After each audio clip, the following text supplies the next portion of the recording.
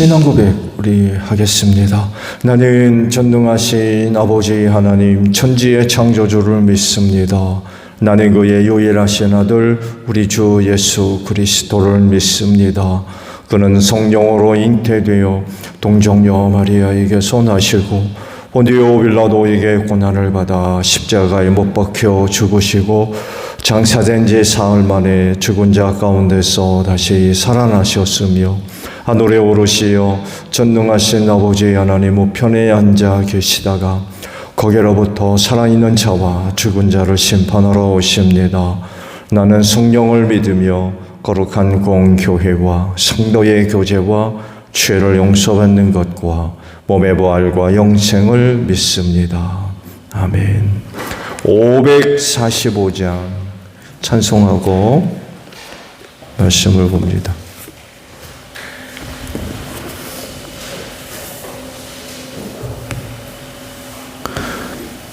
545장이에요.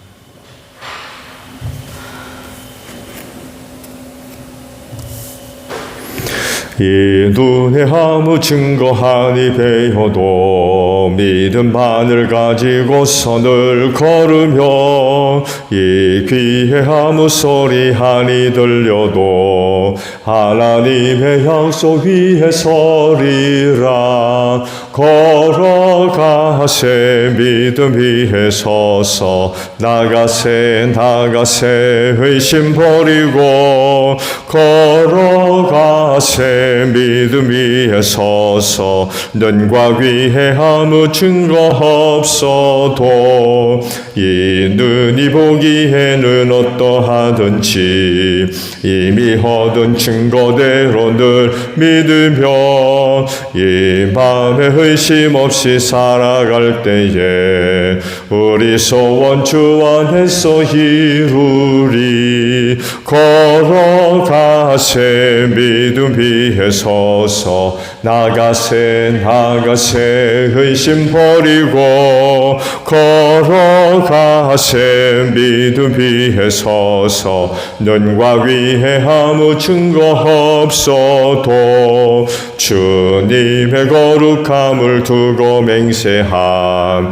주 하나님 아버지는 참 미쁘다. 그 귀한 모든 약속 자에게 능치 못할 무슨 일이 있을까.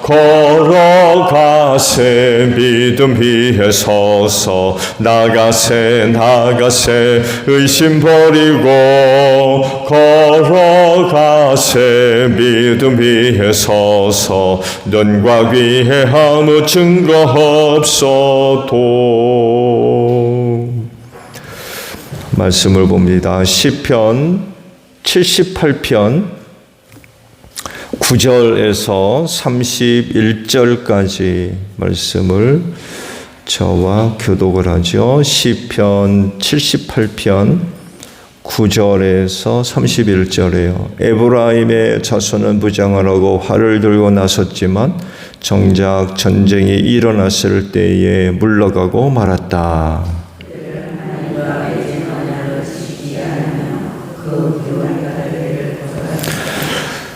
그들은 그가 이루신 일들과 그가 보이신 기적들을 잊어버렸다.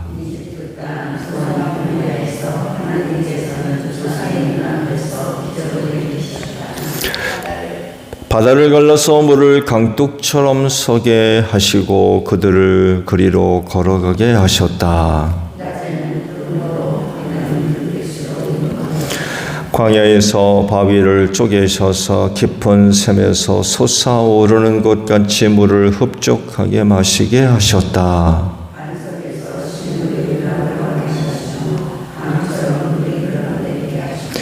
그러나 그들은 계속하여 하나님께 죄를 짓고 가장 높으신 분을 광야에서 거역하며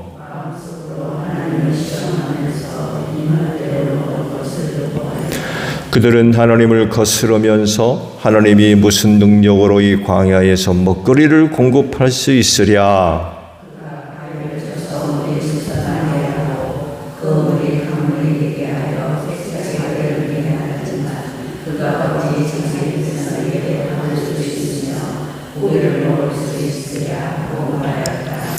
주님께서 듣고 노하셔서 야곱을 불길로 태우셨고 이스라엘에게 진노하셨다.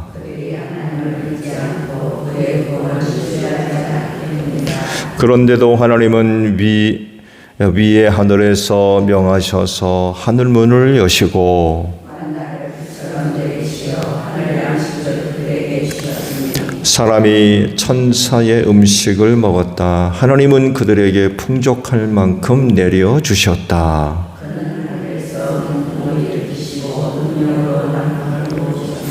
고기를 먼지처럼 내려주시고 나는 새를 바다의 모래처럼 쏟아주셨다.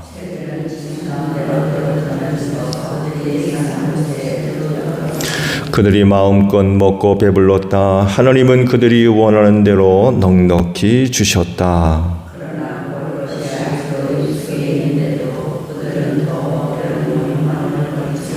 함께합니다. 마침내 하나님이 그들에게 진노하셨다. 살찐 사람들을 죽게 하시며 이스라엘 젊은이들을 거꾸로 들이셨다. 아멘. 오늘 아침에는요 25절 상반절의 말씀을 함께 보려고 해요. 사람이 천사의 음식을 먹었다라는 말씀입니다. 오늘 아침에 주신 말씀들은 에브라임 지파와 관련된 그런 거 말씀을 하셨는데 여기서 에브라임 지파는 요셉의 아들을 이야기하고 있는 게 아니라 북이스라엘 전체를 지칭하고 있는 그런 말씀이에요. 보통 성경에 북이스라엘을 지칭할 때에 그 대표적으로 에브라임을 이야기를 하셨어요. 그래서 시편 기자도 북이스라엘을 두고 이야기할 때 그 대표성으로 에브라임 지파를 언급을 하신 겁니다.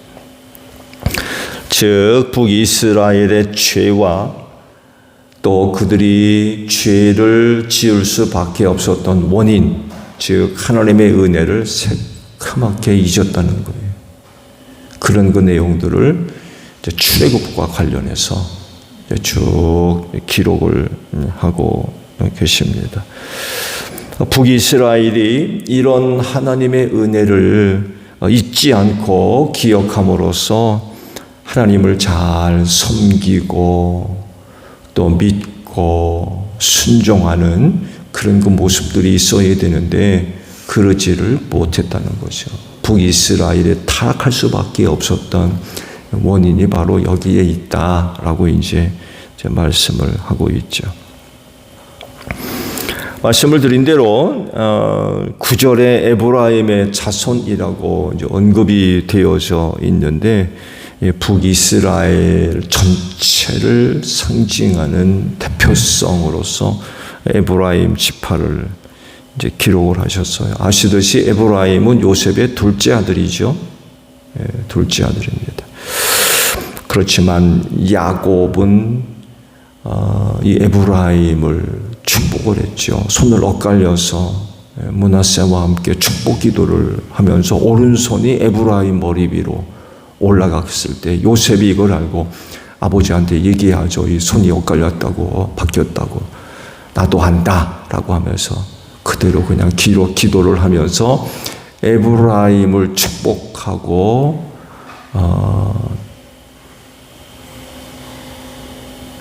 장자권을 그에게 주었습니다. 그래서 에브라임 지파는 가나안 땅 정착 초기부터 다른 지파들에 대해서 우두머리 그런 그 위치와 역할을 그들이 감당했고요. 그래서 가나안 땅을 분배받을 때에도 그 가나안 땅 중에서 핵심적인 그런 땅을 에브라임 지파가 얻습니다. 그래서 시편 기자가 이야기할 때도 북이스라엘을 지칭할 때 에브라임이라는 이름을 사용한 이유가 바로 여기에 있습니다. 9절 말씀을 보게 되면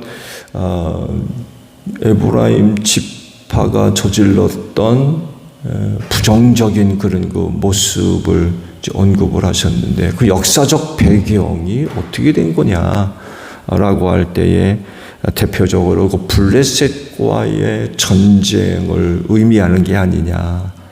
그때 법궤를 뺏겼거든요. 아마 이때 일을 두고 시편 기자가 9절 말씀을 기록한 게 아니냐. 보통 그렇게 이해를 하고 있죠. 사무엘상 4장에 블레셋과의 그 싸움에서 법궤를 뺏긴 적이 있었잖아요. 이때 이 일을 두고 기록한 게 아니냐 이렇게 이제 추측들을 하고 있습니다. 이스라엘이 받은 은혜들은 특별하죠. 네, 특별합니다. 특별하다는 것은 보편적이 아니라는 얘기죠. 그 당시 이스라엘 이외에 또 다른 나라와 민족이 하나님으로부터 은혜 받았다라고 하는 사실이 없거든요. 정말 이스라엘은 특별하게 은혜를 받았습니다. 이런 특별한 사건들은 두 가지 반응이 나타나죠. 먼저는 하나님을 알지 못하는 세상의 반응입니다. 세상에 나타난 하나님의 특별한 은혜, 당연히 이스라엘 민족에게 베풀어진 은혜겠죠. 그들을 통해서 나타난 특별한 하나님의 은혜. 그건 이스라엘이 섬기는 신, 그 하나님이죠. 야훼가 진짜 신이라는 사실이 알려집니다. 신하게 되면 이스라엘만 섬기는 신만 있는 게 아니었잖아요. 온갖 우상들이 가득했고, 특히 이집트 같은 경우 보면 파라오가 신이었거든요. 살아있는 신. 근데 그런 세상을 향해서 이스라엘을 통하여서 나타난 특별한 은혜가 뭘 이야기했느냐? 이스라엘이 섬기는 신이 진짜 신이라는 사실이 알려집니다. 자기들이 섬기는 신보다도 이스라엘이 섬기는 신이 위대하구나. 이거 진짜 신이구나. 이런 것들이 알려지게 됐다는 거죠. 특히 출애굽과 관련해서 10가지 재앙이 나타나죠. 그 말씀들을 쭉 보게 되면 첫 번째 재앙이 물이 피가 되는 그런 재앙이었죠. 둘 번째 재앙은 개구리 소동이 일어났죠. 이때까지만 해도 애굽의 술객들이 똑같이 할 수 있었어요. 지팡이가 뱀이 된 사건도 이집트의 술객들이 똑같이 따라했어요. 굉장히 놀라운 일들이죠. 근데요, 세 번째 재앙이 이거든요. 이 재앙. 이때부터는 이집트의 술객들이 못합니다. 그러면서 그들이 고백해요. 그거는 신의 권능이 아니고서는 할 수 없습니다. 이런 이야기를 파라오에게 합니다. 두 번째 재앙까지는 똑같이 따라할 수 있었는데 세 번째 재앙부터는 못해요. 그러면서 그들이 깨달아요. 이 이스라엘이 섬기는 신이 하는 일이구나. 뭘 얘기해요? 이스라엘이 섬기는 신이 진짜 신이구나. 우리가 섬기는 신보다도 훨씬 능력이 있구나. 이런 것들이 조금씩 알려지기 시작합니다. 사실 그 일은 굉장히 충격적인 일이었을 거예요. 왜냐하면 이스라엘 그 백성들이 노예 아닙니까? 노예. 노예들이 섬기는 신 인정하겠어요? 누가 인정해요? 더군다나 파라오가 신인데 인정할 수가 없죠. 근데 세 번째 재앙부터 깨닫기 시작해요. 아, 이게 이스라엘 이 노예들이 섬기는 신이 이게 대단한 신이구나. 그때부터 조금씩 알아가기 시작하죠. 이게 또 왜 대단한 사건이냐면 그 당시 근동 지역에 있어서 이집트만큼 강대국이 없었어요. 최고의 문명을 자랑하던 곳이었습니다. 그러니 당시 이집트에서 일어나고 있었던 그 일들이 사방으로 퍼져나가는 거예요. 사방으로. 이집트에서 이런 일이 있었더라.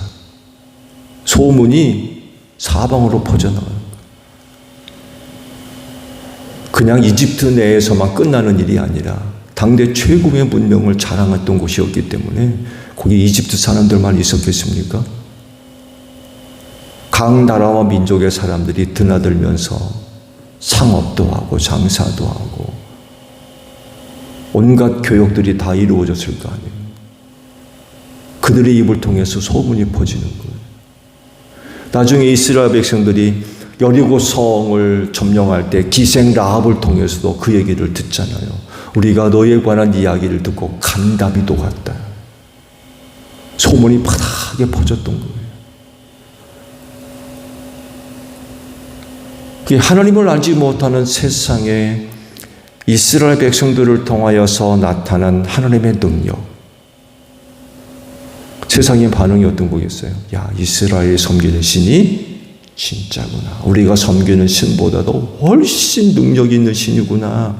이런 사실들이 널리 퍼지게 됐다는 거죠. 그러다 보니까 하나님을 알지 못했던 다른 나라와 민족들 앞에 그 하나님은 충격이죠. 충격적 사건입니다. 왜? 자기들의 신은 못하거든요. 근데 이스라엘이 섬기는 신은 하거든요. 놀라운 능력들이 나타나는 거예요. 그러다 보니까 이스라엘이 섬기는 신을 인정하지 않을 수가 없는 거죠.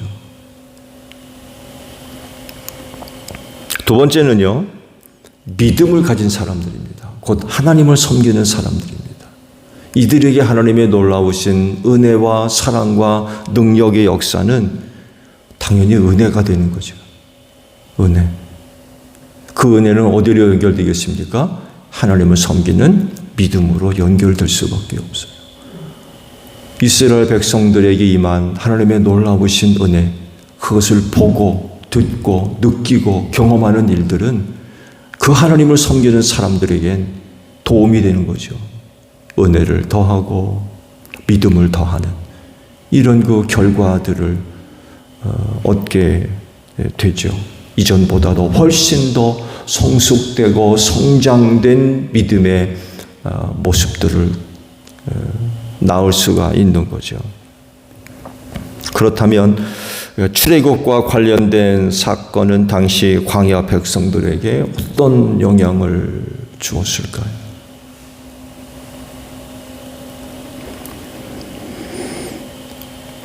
단적인 결과를 보여주는 모습이 있죠. 그게 뭐예요? 가나안 땅에 들어간 사람. 광야 1세대에서 2사람밖에 없었습니다. 19세 이상 전쟁에 나가 싸울 수 있는 사람 개수를 한 적 있죠. 그 수에 들어간 사람들 중에 단 2사람, 여호수아와 갈렙만이 가나안 땅을 밟았어요.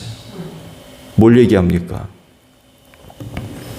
하나님의 놀라운 능력의 역사가 저들 가운데 나타났지만 그런 것들을 통하여서 신앙적으로 영적으로 도움을 받아서 훨씬 더 나은 믿음의 성장과 성숙을 낳은 사람들은 두 사람밖에 없었다는 얘기예요.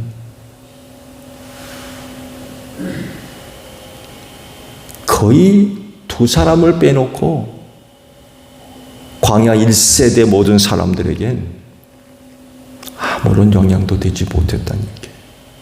안타까운 얘기지만.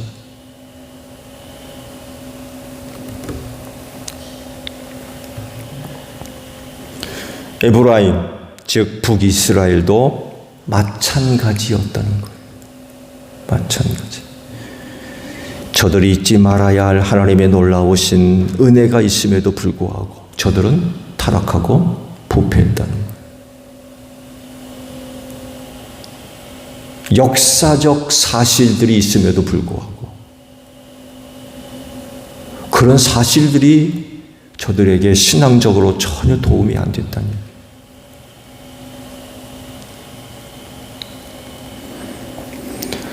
오늘 주신 말씀을 보게 되면 만나에 대해서 아주 신비한 그런 그 말씀을 특별히 기록을 하셨죠. 24절에서는 이렇게 표현했어요. 하늘 양식이라고 표현되어 있고 25절에는 천사의 음식이라고 표현을 해놨습니다.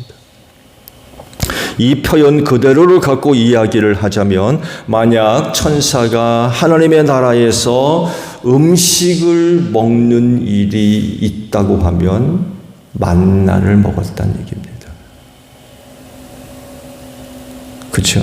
천사의 음식으로 기록을 했기 때문에 만약 천사들이 하늘에서 양식을 먹었다면 만나를 먹었다는 얘기예요. 천사만이겠습니까? 하늘나라에 있는 모든 영적인 존재들 만나를 먹었다는 얘기예요.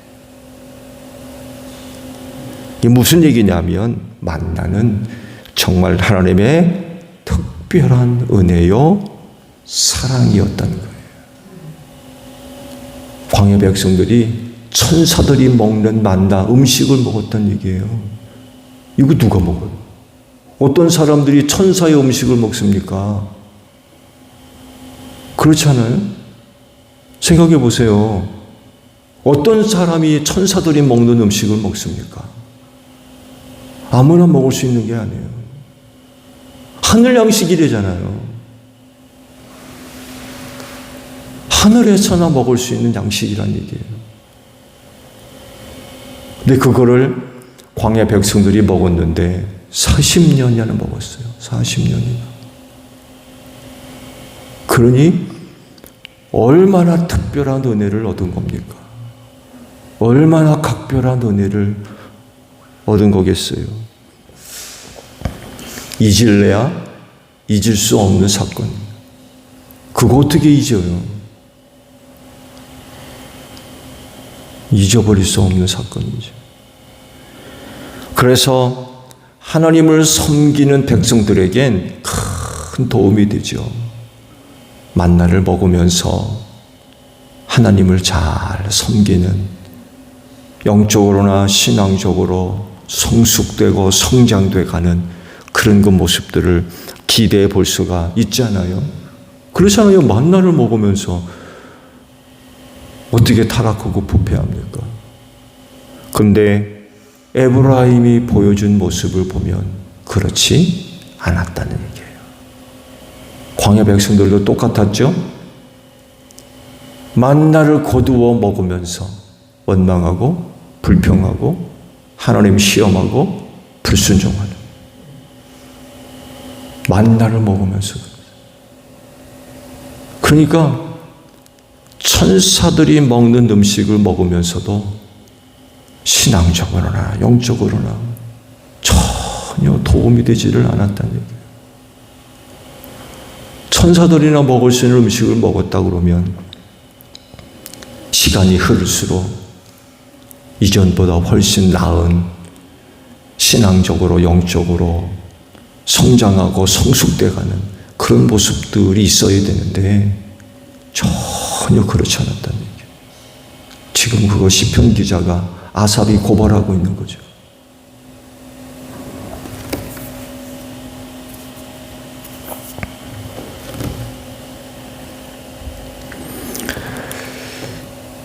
이 시대 그리스도인들에게 하나님의 각별한 은혜와 사랑이 있다고 하면 뭐를 이야기할 수 있겠습니까?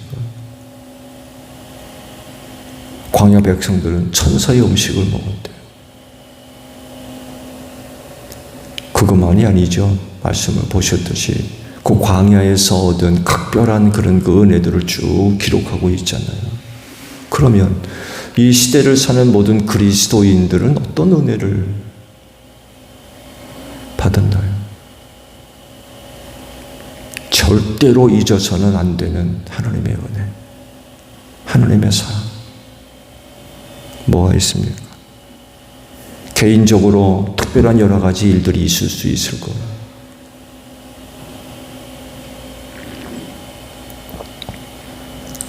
이것 이외에도 절대로 빼놓을 수 없는 각별한 은혜와 사랑이 있다고 한다면 십자가일 겁니다.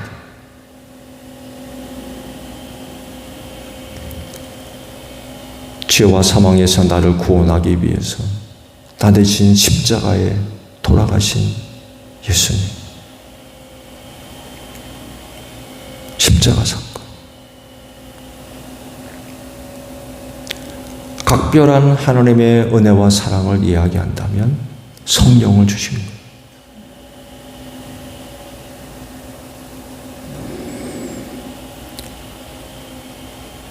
나를 향하신 하나님의 각별한 또 다른 은혜와 사랑을 이야기한다면 교회.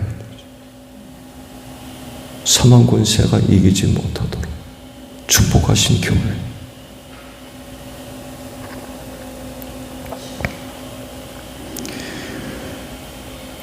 중요한 건 이런 은혜들로 인하여서 나의 신앙에 도움이 있어야 된다는 거예요. 아무리 그런 그 은혜와 사랑이 있어도 그것들로 인하여 그런 것들을 통하여서 나의 신앙이 훨씬 더 나은 모습으로 성장해 나아가는, 성숙해 나아가는 것이 없다 그러면 무슨 소용이 있어요? 40년 동안 만나 먹으면 무슨 소용이 있느냐고요.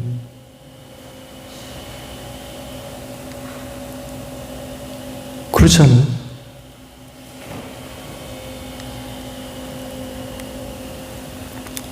오늘 우리가 그들을 나무랄 것도 없을 것 같아요. 우리도 십자가라고 하는, 성령님이라고 하는, 교회라고 하는 그런 그 은혜가 있음에도 불구하고 하나님 앞에서 온전한 모습으로 서 있지 못한다 그러면 40년 동안 만나 먹고도 원망하고 불평하고 불순종하고 타락하고 부패한 이스라엘 백성들을 나무랄 수 있어요? 나도 똑같은데.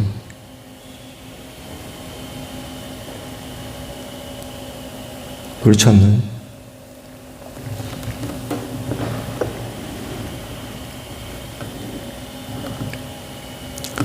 그래서 여러분이 갖고 있는 그 믿음이 확인되고 증명되어지며 고백되고 지켜져야 할 그런 그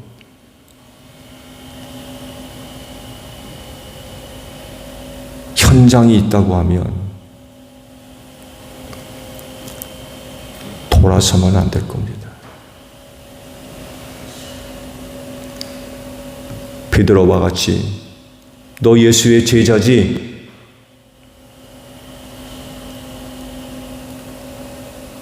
라고 물었을 때 3번씩이나 모른다고 했어요. 믿음이 확인되어져야 할, 증명되어져야 할 자리에서 돌아서 버렸어요. 이런 일은 없어야 된다는 거죠. 정말 천사의 음식을 먹은 자들이라고 하면 누구나 먹을 수 있는 것이 아니라 정말 하나님으로부터 각별한 은혜와 사랑을 받은 사람으로서 천사들이 먹는 음식을 먹은 사람이라고 한다면 믿음이 고백되어져야 할 현장에서 돌아서서는 안 된다는 거예요. 오늘 내가 갖고 있는 믿음이 확인될 수 있어요. 지켜지는 거죠. 고백되고.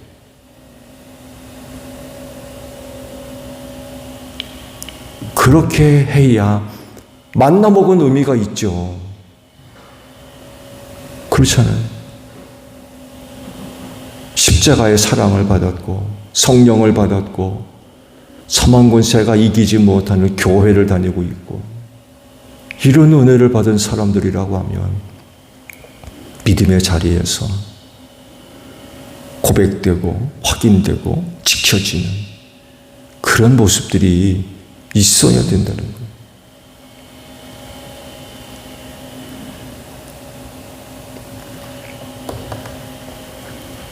오늘 하루도 천사의 음식을 먹은 사람으로서 당연히 여러분이 갖고 있는 그 믿음이 언제라도 고백되어지고 또 지켜지고 확인될 수 있는 귀한 하루가 되시기를 바랍니다. 주기도문 합니다. 하늘에 계신 우리 아버지, 아버지의 이름을 거룩하게 하시며 아버지의 나라가 오게 하시며 아버지의 뜻이 하늘에서와 같이 땅에서도 이루어지게 하소서. 오늘 우리에게 일용할 양식을 주시고 우리가 우리에게 잘못한 사람을 용서하여 준 것 같이 우리 죄를 용서하여 주시고 우리를 시험에 빠지지 않게 하시고 악에서 구하소서. 나라와 권능과 영광이 영원히 아버지의 것입니다. 아멘. 기도하겠습니다.